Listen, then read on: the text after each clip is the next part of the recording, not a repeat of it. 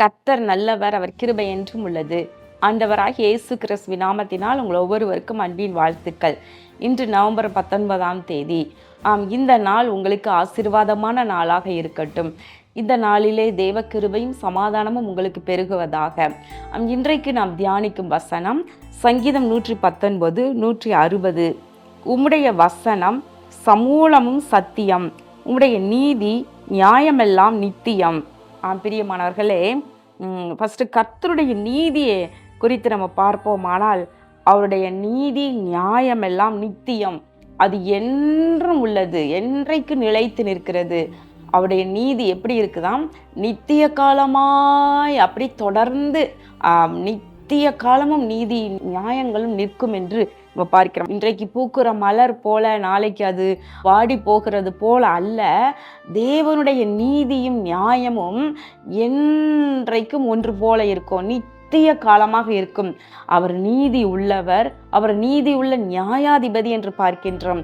வேதத்தில் நம்ம பார்க்கும் பொழுது சங்கீதம் 71 சங்கீதக்காரன் சொல்லுகின்றார், 15வது வசனம், என் வாய் நாள்தோறும் உமது நீதியையும் உமது ரட்சிப்பையும் சொல்லும், அவைகளின் தொகையை நான் அறியேன். தேவனுடைய நீதி அவ்வளவு பெரிதா இருக்கிறபடியினால இங்கு சங்கீதக்காரன் சொல்லுகின்றார், தேவனுடைய நீதியை மட்டுமே நினைத்து நாள்தோறும் எண்ணிக்கைக்கு அடங்காத அளவுக்கு நான் துதிக்கிறேன் என்று சொல்லுகின்றார். யோபு புத்தகத்தில் பார்க்கிறோம், யோபு தன் பார்வையில் நீதிமானா இருந்தபடியினால அவருடைய நண்பர்கள் எல்லாம் அவருக்கு புத்தி சொல்லி ஓய்ந்தார்கள் என்று நம்ம பார்க்கின்றோம்.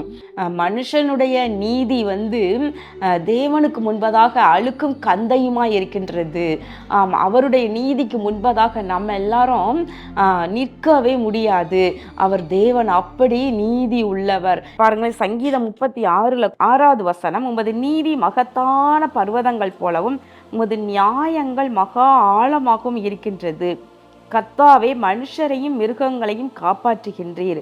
பாருங்களேன், தேவனுடைய நீதி எப்படி இருக்குதா? மகத்தான பர்வதங்கள் போல. பர்வதங்களுடைய உயரங்கள் அளவிடப்பட முடியாத மகத்தான பர்வதங்கள், உயரமான பர்வதங்கள், மகத்துவமான என்று சொல்லப்படுகிற உயரமான பர்வதங்கள் போல தேவனுடைய நீதி நிற்கின்றது. அவர் எப்படி இருக்கா? அவர் மனுஷரையும் மிருகங்களையும் காப்பாற்றுகிறாராம். எல்லாரையும் அவர் காப்பாற்றுகின்றார். அவருடைய நீதி பாருங்களேன், தான் உண்டாக்கின ஜீவராசிகள் எல்லாவற்றையும் காப்பாற்றுகிறது. அவருடைய நீதியை குறிப்பிடுகின்றது. அவ்வளவு அவர் தன் காரியத்தில் நீதி உள்ளவர்.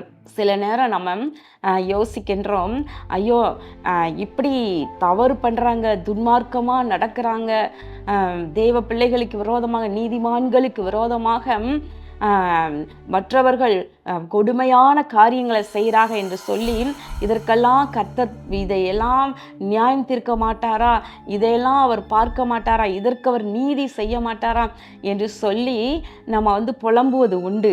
சில நேரம் தேவ பிள்ளைகள் இவங்களை கர்த்தர் இப்பொழுதே தண்டிக்க மாட்டாரா, இப்பொழுதே அவர்களுக்கு உணர்த்த மாட்டாரா, விசாரிக்க மாட்டாரா என்றெல்லாம் கூட ஜெபிக்கிறது உண்டு. ஆனால் தேவன் எல்லாவற்றும் நிதானமாக, அவர் நீதி உள்ளவராக, அமைதியாக, பொறுமையாக, அவருடைய நீதி எப்படி இருக்குதா? நித்திய காலங்கள் மட்டும் விளங்குகின்றது. மனுஷனுடைய கோபம் தேவனுடைய நீதியை நடப்பிக்க மாட்டாது.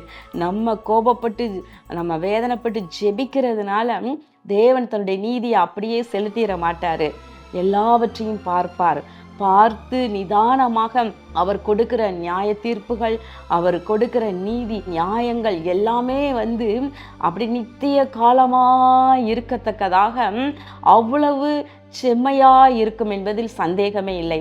அதனோடு கூட அவருடைய வசனங்கள் எல்லாம் சமூலமும் சத்தியம் என்று எழுதப்பட்டிருக்கிறது. சமூலமும் சத்தியம், இது முழுவதும், இது தேவனுடைய வார்த்தைகள் முழுவதும் சமூலமும் சத்தியமானது. சத்தியம்னா என்ன? அது உண்மை, உண்மையிலும் உண்மை என்று கூட சொல்லலாம். அப்படி தேவனுடைய வார்த்தைகள் எல்லாம் சத்தியமானது.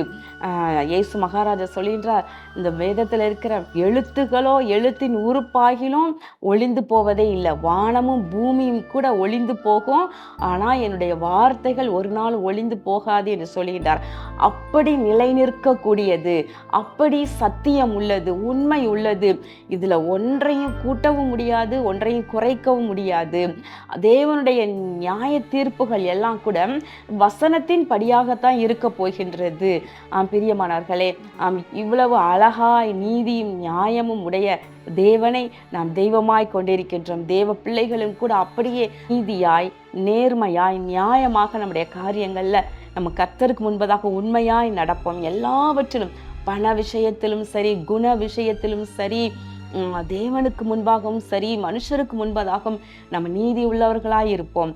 கர்த்தர் அப்பொழுது நம்மை ஆசீர்வதிப்பார். கண்களை மூடி ஜெபம் பண்ணுவோமா?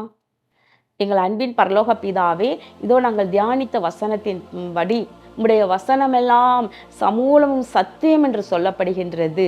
இது வேத வார்த்தைகள் எல்லாம் அது உண்மை, உண்மையிலும் உண்மை உள்ளவை, அது ஒரு நாளும் மாறாது. உமது வசனத்தின்படி வாழ நீர் எங்களுக்கு உதவி செய்தருளும். இந்த நாளிலும் தேவ பிள்ளைகள் ஒவ்வொருவரையும் நீர் ஆசீர்வதிப்பீராக. இயேசு கிறிஸ்துவின் நாமத்தினாலே இந்த ஜெபத்தை ஏறடிக்கின்றோம் நல்ல பிதாவே, ஆமேன். கர்த்தர் உங்களை ஆசீர்வதிப்பாராக. ஆமேன்.